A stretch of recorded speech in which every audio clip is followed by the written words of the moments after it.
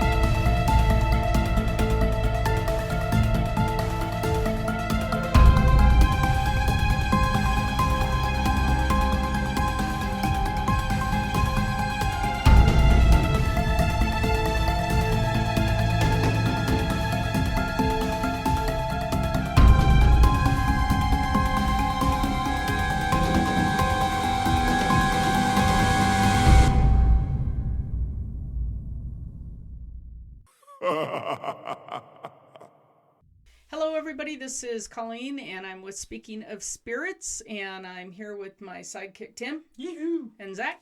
Hello. And we are doing a Halloween podcast for you, and this topic is on changelings. A nice scary Rocktober topic. Do you guys know what a changeling is without looking at your phone, Tim? Yeah, I did some research on it. Yeah.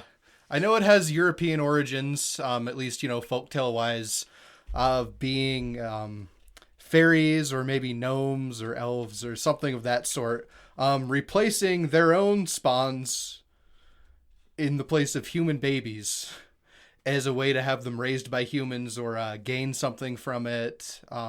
Something in that area. Yeah. So you're pretty close. It's a human-like creature found in folklore throughout Europe. Mm-hmm. Always Europe. It's always Europe. It's because it's so old over there. They have the fun ones. Yeah, right.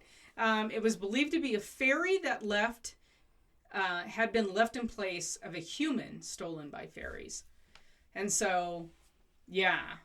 And we haven't really done the topic of the Fae yet, but we need to. But so we used to work side by side with the Fae, the fairy community, until humans went against their word, and then the Fae, now they're not the nicest things to have. Mm-hmm. And I actually have 3 photographs that we have documented from a friend of mine who I know very, very well, who took these pictures, and they are definitely fairies. I would love to see that. Yeah, that sounds cool. They're absolutely... I've analyzed these from every conceivable thought process. I'm like, no, this is... And they weren't even aware that they were there. Yeah. So it was photographs of a barbecue out on a deck, and she was just taking pictures of everybody, and everybody's having a good time. And it wasn't until almost a year later when she started looking at the photos, and she went, oh, what the hell is this? And it freaked her out really, really bad. So it's interesting. So my story is, I watch too much Netflix. Yeah, we all. It's better than TikTok. You've mentioned that. Tim's the TikToker. I am. But my kids, a few years ago, started watching an animated show called Trolls. Trolls? No, Trolls. Trolls is wrong. Gosh darn it. Something Arcadia. There's trolls in it. Okay. Anyway, they had changelings in that program. Well, okay.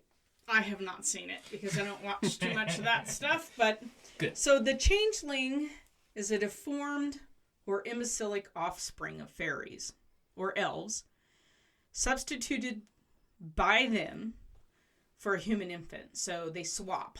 So all of a sudden mom and dad go in and it's not really Junior. It's a little bit off. There's something really wrong here. I was reading stories earlier about, how the kid would have a little beard or its ears would be a little bit pointy. I thought that was so funny. So according to legend, the abducted human children are given to the devil to be used to strengthen the fairy stock. Oh. Mm. So in that legend, fairies are from the devil. I'm not sure I believe that.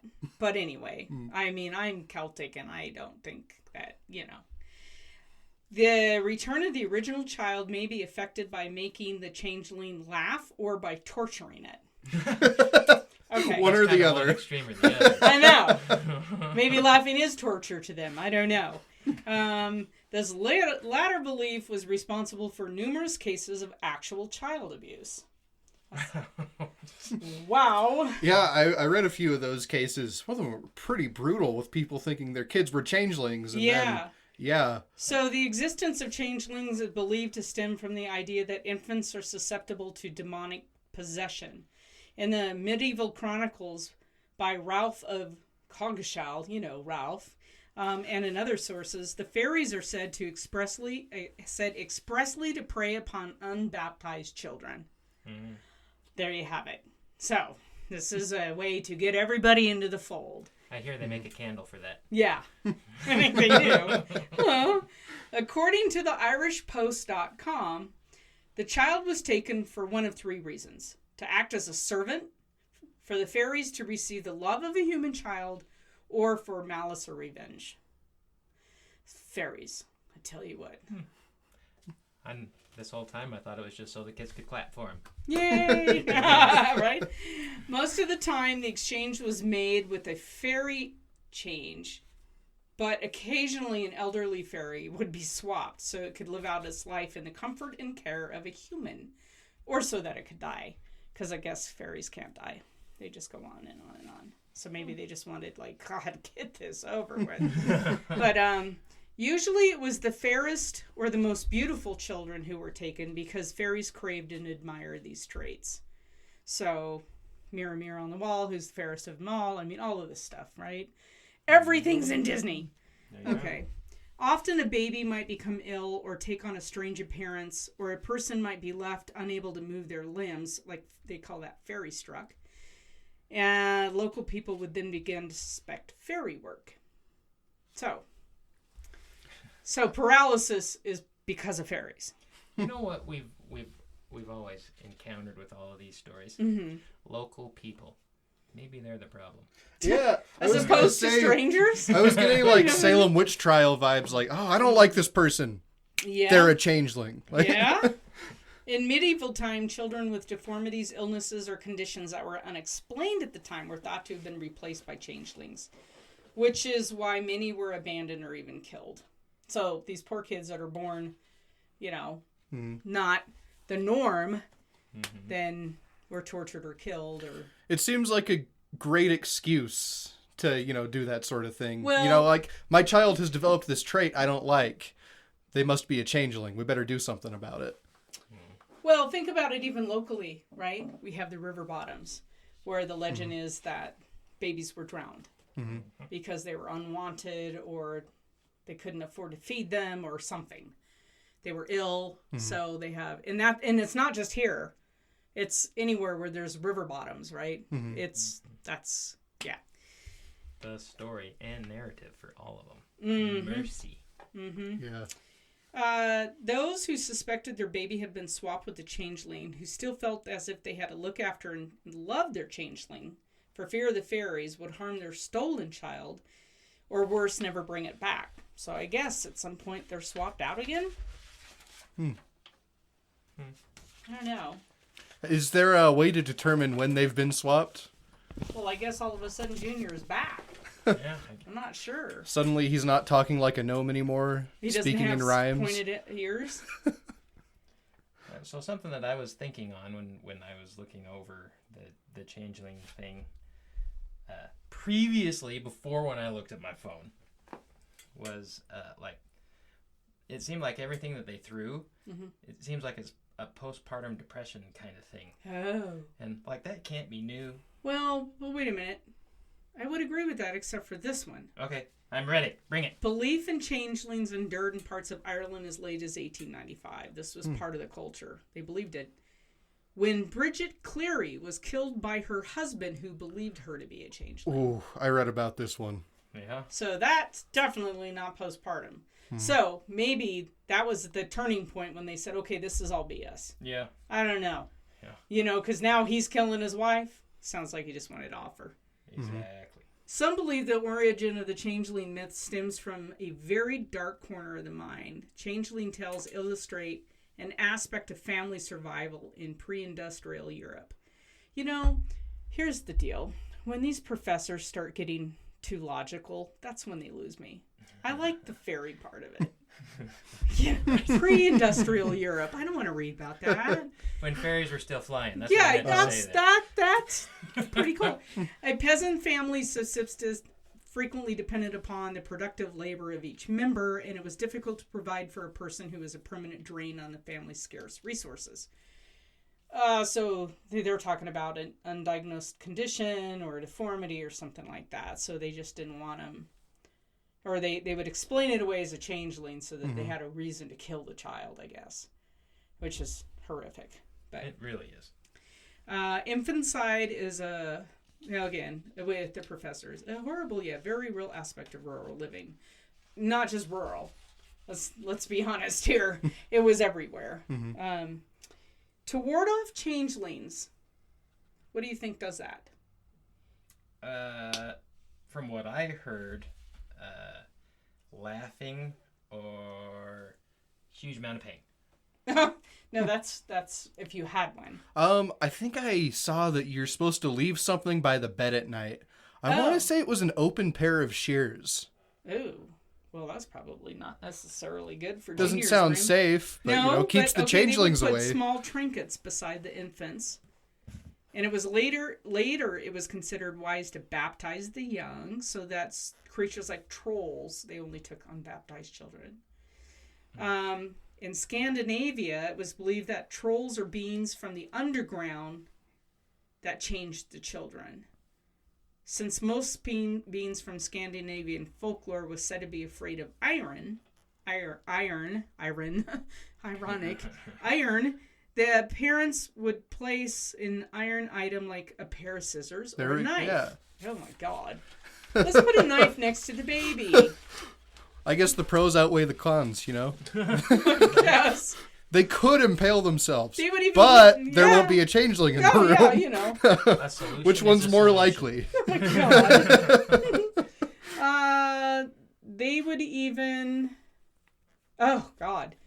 Parents could force the return of a child by treating the changeling cruelly, using methods like whipping or putting it into an oven. Oh my goodness.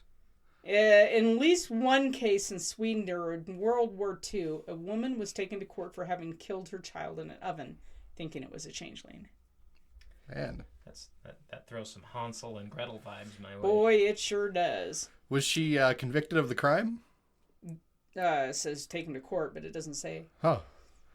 In one Swedish tale, a human mother is advised to brutalize the changeling, called it bort biting,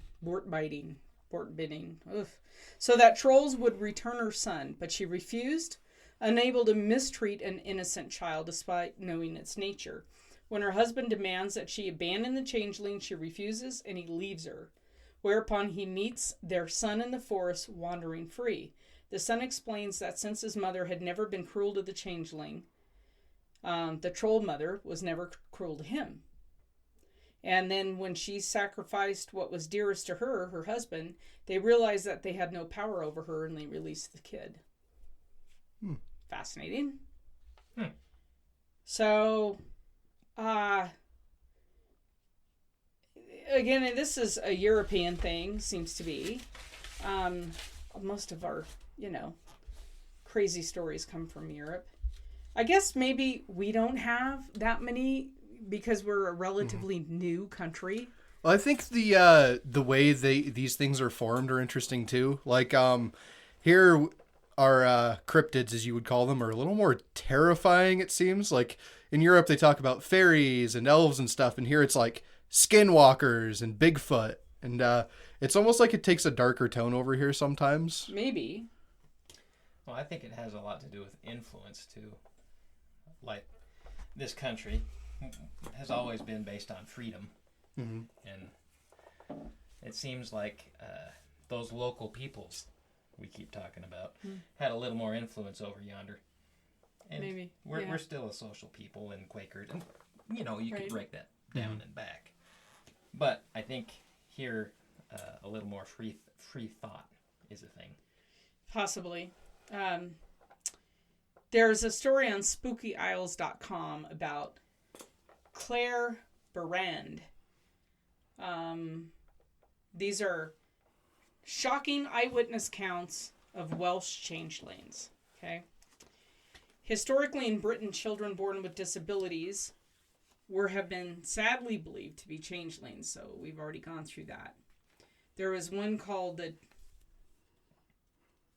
Tylwyth Teg, or fair folk, were thought to have been sought after. They sought after human babies and would steal them whenever they could, swapping them out with poor, weak substitutes of a fairy descent. The new fairy baby displayed crabbiness and ugliness, which would be visible. See, I always thought fairies were cute, too. Yeah. The distraught families, upon suspecting their child to have been swapped, would seek the most horrific solutions to the problems, often employing a fairy doctor to diagnose the child as a fairy by using various torturous methods that would lead to death of the poor child. It sounds like a pleasant profession. They would burn the child with hot coals, holding them over a fire or boiling water, leaving them exposed to the elements or drowning them, and believe the fairies would rush to save their own and give back the real child. So, in North Wales, there was, in 1792, they mention a fairy tree, which was a massive oak situated on a mound in the estate at Downing in Flintshire. This author wrote, in this very century, a poor cottager who lived near the spot had a child who grew uncommonly peevish. I'm not even sure what that means. Peevish. Is that like angry? Pissed off? Peeved? Yeah. The parents attributed this to the fairies and imagined that it was a changeling. They took the child, put it in a cradle, and left it all night beneath the tree in the hope that the Tylwyth Teg, or the fairy folk, would restore their own before the morning. When the morning came, they found the child perfectly quiet, so went away with it, quite confirmed in their belief. Well, it was quiet because it was frozen. That's right. I was gonna say. You know, that'll do it. Hypothermia will do that every time. Yeah. Wow. I mean, so now he's fine. Yeah. I wonder if that was the "and the cradle will fall" story. Yeah. So, a couple. This is another one in. I'm not even going to say the name of this because I can't. But it's in Montgomery, I guess England. I guess. A little shepherd's cottage dubbed the Place of Strife. That's, yeah, I'm not going to name my house that. On account of the trouble recorded there. A couple that once resided there had twins. When they were a few months old, the wife went to the house of the neighbors, leaving both babies alone. When she returned, she saw the blue petticoats of the old elves fleeing from her home. Hurrying indoors, she found the house as she had left it and was relieved. However, as the weeks rolled by, she noticed the twins' growth seemed stunted. Her husband accused them of not being his, and it caused a huge rift between them. A local wise man gave this advice. He told her that when she was preparing dinner for the harvesters inside of the twins, she was to empty the shell of an egg and fill it with pottage.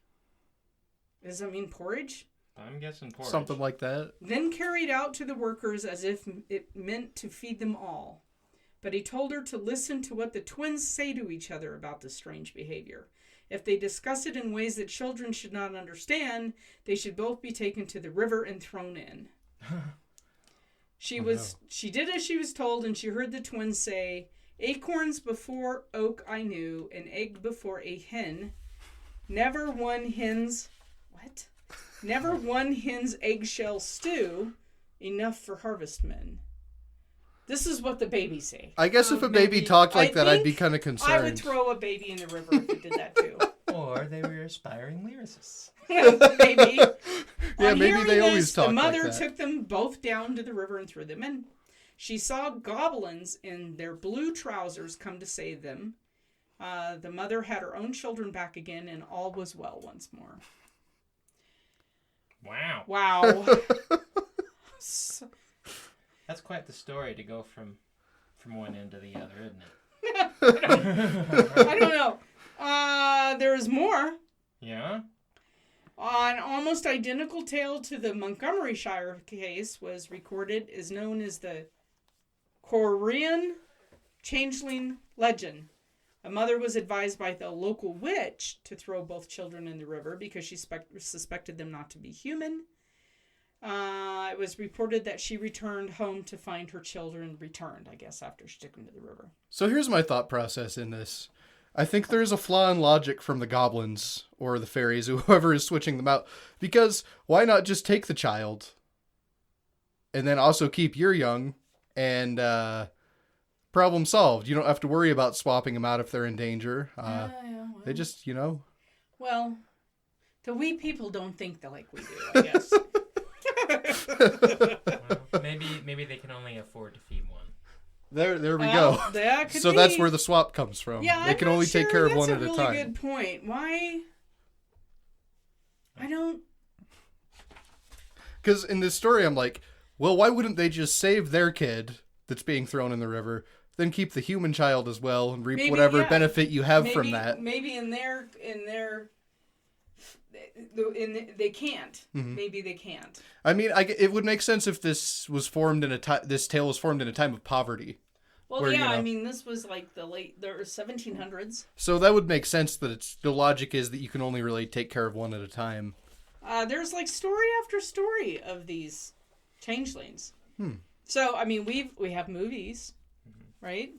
So, on most of the movies I've watched on the subject, so we all know that those are correct. It boiled down to getting information or being in a different dimension. So, and being in a different dimension. So you have a dimensional creature and they could only exist in this dimension this way, and they were getting information. Mm-hmm. Know what I mean? Yeah. So whether that be the Wikipedia version for why, I don't know. Well, or to take over the world, right? Yeah, because in Body Snatchers, it was the human was killed. Yeah. Right? So I think so. That movie freaked me out, man. The original freaked me out at the end. Oh man, I hated it. I don't know. I mean, there are modern cases of people who swear that their children are not their own. And it seems to be more in line with alien abduction kind of stuff. Like there's something that happened in the middle of the night and now the body is their child, but their characteristics in their brain are not. There's part of me that thinks a lot of these types of things may come from a deep primitive fear of the people we love changing in a way. Like, I read a lot of amateur written horror stories on the internet, and there's this common theme where it's always like, oh, my wife isn't what I think she is now, and now it's horrifying, or, my child is different now, and I think it's a demon, or, and there's part of me that thinks there's this part subconsciously in our head that, really fears that sort of thing, the people in our lives changing. And maybe historically we see a lot of things like this because just based out of that subconscious fear. Well, that could be. Fear of rejection, so reject first. And I think another thing with the changeling thing is now we have words for why a child might act a little bit different. We have diagnoses and whatnot. Back then it was kind of like, oh, why is my child, hyperfixating on this, or why are they talking a little funny compared to the rest of the children? And now we have different words for that and different diagnoses. Back then it was kind of like, well, changeling. When you go see a fairy doctor, that should be your big clue that maybe this isn't medicine. That's just it. When you go to see the local witch. Yeah. Well, okay, witches I wonder are what- not all that bad. I wonder what qualifies you to be a fairy doctor. Well, I think you just put out a shingle. Literally, you put Well, out a guys, sign. I decided I'm a fairy doctor Right. now. I don't know. I guess having dealt with changelings in the past makes you a fairy doctor. Well, let's just talk about witches capitalism. shall we?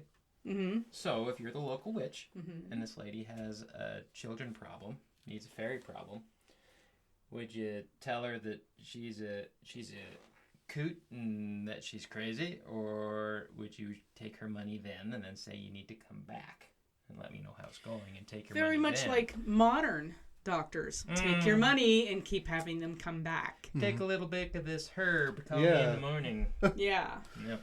Your kid could be a changeling. We'll see next week's session when we get to That's it. You right. know? It might take a couple of years of your money to make a diagnosis. So, yes. I don't, So modern medicine, pre-modern medicine, it's all the same. They just take your money. And Practice. And They never practice really, a lot. never really help you. So, yeah, I have a bone to pick with that. Anyway, I think this is an interesting. Do changelings exist? I don't. There's modern stories of stuff. Is it all Hollywood? Is it all? I don't know. I don't know. I think there's a good possibility that you were talking about, like the Fae. I think there's a good possibility of the existence of the Fae and things like that. It's where changelings I'm a little more skeptical on, but I don't know. Yeah, I don't know either. Unfortunately, a lot of history doesn't have a written account. Mm-hmm. So it was stories passed down from one person to another, and by the end of the telephone game, how the sentence has changed. So I don't know. I do think the more modern cases of people absolutely convinced that their child's not their child is really interesting. Mm-hmm. Because it can't, it's like, it's just not Johnny anymore. They can't peg it, and no one takes them seriously, but they're like, there's something here. Is it possession? We've had modern possession cases, so it's not, the case of Roland Doe was fascinating, and that was not long ago. So, and that was incredibly well documented and took years to resolve before he was free of the possession. So, and that's not new. No. So, is it a form of possession? I don't think with babies it is. Yeah. I think that's just fear of, it's just, like you said, I don't know if it comes from people not being able to feed their kids or kids born with a deformity, so this is an easy way to off them, but I think there's a small amount of cases where there's something that can't be explained. Yes. Well, autism. Yeah. The baby's just not, there's no reaction. They don't know what that is. So. Yeah. I think that could very well be a lot of the changeling cases, historically is, things like autism for sure. I think, a lot of people say, well, autism is more prevalent now than it ever, how do we know? Because there wasn't a word for it. There wasn't a diagnosis for it. So I don't know. It could be very well that, the kid grows up and they have a very mild form of autism. And that's when they think the change happened. I don't know why my kid is hyper fixated on the frogs down by the river now, but they weren't before. And maybe they just saw the frogs. Yeah. Well, I know. But anyway, for a guy to kill his wife and say it was a changeling. Okay, so what do you do? An age cap? Yeah, there's an age cap. What do you do if you think... What do you do? If you think that your kid's not your kid, your spouse isn't your spouse anymore. That's actually so scary to think about. It too. really is. It would be terrifying to know there's something... They're not... Mallory's not Mallory anymore, Tim. That thought is terrifying because how would you convince somebody? How would you... unless the whole family went, whoa, something's wrong now with Johnny. If you're just seeing these weird, subtle changes, what do you... that could all be psychological. First thing is maybe you just talk to them. But obviously, they're probably going to say, oh, nothing's wrong. Nothing's going on. And then... Me? Why, nothing, honey. Nothing's wrong with me. What would you do? Well, and along those lines, I don't know what you would do. I think I'd call a fairy doctor. Yeah. Google fairy doctor. Go see the local capitalist witch. See what happens. So, I had a neighbor a few years ago. He was having troubles at his well. So he went down to his well house and he was dinking around with it. and he slipped and fell and crashed on his head. Oh. And like it was bad. He had a severe head injury. Mm-hmm. So at the time, real respected guy in the community, loved his kids, loved his wife. Whatever you want to say, I hate the word pillar of community type. Right. But that's what he was. Tenured type person, if you will. And after that, he completely changed. Like, he was a different person. I've seen it happen with head injuries before. Yeah. Mm-hmm. It's completely different. Really tragic. Mm-hmm. Really awful to see really happen to is. someone. It really is. And even his face changed. Mm-hmm. Wow. Like, he looked different. He acted different. He got a divorce. Couldn't stand his kids. Like, I think that could be another very good explanation for a lot of these changeling cases historically. mm-hmm. It's traumatic head injuries. And, Well, even schizophrenia. that's it. Yeah, that too. I mean, the onset's usually late teenage years, early 20s, and all of a sudden you're just not the same. Yeah. But yeah, I mean, I think I've had a TBI and like 5 concussions in my life. Mm-hmm. And I always wonder, did I? My ex-husband's going, yeah, that's why. but I wonder, I know my memory is shot from that, you know, and I know that there's things I struggle with now, like comprehension-wise. But yeah. I had a really bad concussion when I was 17 or so. And I didn't change drastically, but I will say my perception of reality just feels a little bit different after the fact of it happening, you know, where things just aren't quite the same. Maybe just a little tiny bit. It just feels a little different now, you know? That's a really good story, Tim, because that's. Yeah, it changed everything. Well, and what if nobody knew there was a head injury? Yeah. What if? Yeah, and you're like, your kid could just be, you know, playing and they fall and... Well, yeah, what they're the different. hell happened? Yeah. You know? Like, my husband's not my husband anymore. And he really wasn't. Mm-hmm. And really, how scary is that? Terrifying. I don't That's think... a really hard reality to face. Unless I could then become the next famous author Right. and make $1 zillion and I became more creative and more this and more that. Loosely based on a true story. Well, so that's what I like. It's never for the betterment of the person. Mm-hmm. Like, there's a very famous serial murder case that came out of California, and it was, I believe, a Marine who had gotten out of the service, and he had a horrific wreck. Mm-hmm. Same thing. Altered his personality 180, and he became a serial killer. Mm-hmm. He would never have done anything like that prior brain injury. Isn't it interesting how it seems like it always goes to a dark part a little bit to some extent? Why isn't it like all of a sudden we're tap dancing on Broadway? Right. We're not. We go dark with this stuff. I wonder why it turns that direction. Maybe we're always treading the dark. And it's like any given moment we can slip up and become the dark. I don't know. Yeah. Well, and that's true. Also a horrifying thought. Yeah. Well, think about it. In life, period, you're always trying to fight for light. Mm-hmm. And if you end up deciding that you don't like light, what is there? Right? Yeah. Yeah, it's really easy to go dark. Mm-hmm. It's really easy to be the darkness. Yeah. And so we all have to, it's a daily, like you said, it's a daily struggle to. And if all of a sudden you don't have that struggle every day, by golly, there's you give into it. Otherwise. Yeah. So changeling, you become the changeling. You Dun, are. dun, dun. Dun, dun, dun. Yeah. A creepy thought. It's really creepy. Let's all wear helmets all the time. And bubble wrap. Yeah. Well, thank you very much for joining this podcast of Speaking of Spirits. We hope you enjoyed the topic of the changeling, and catch us in the next 2 weeks for our next topic. Happy Halloween. Woo-hoo! Happy Halloween.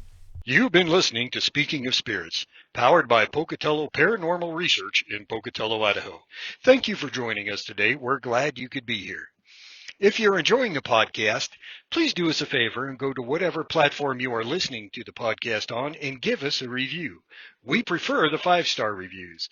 This helps us know how we're doing, and it helps others to find the podcast. Thank you for joining us, and we hope to see you on our next podcast.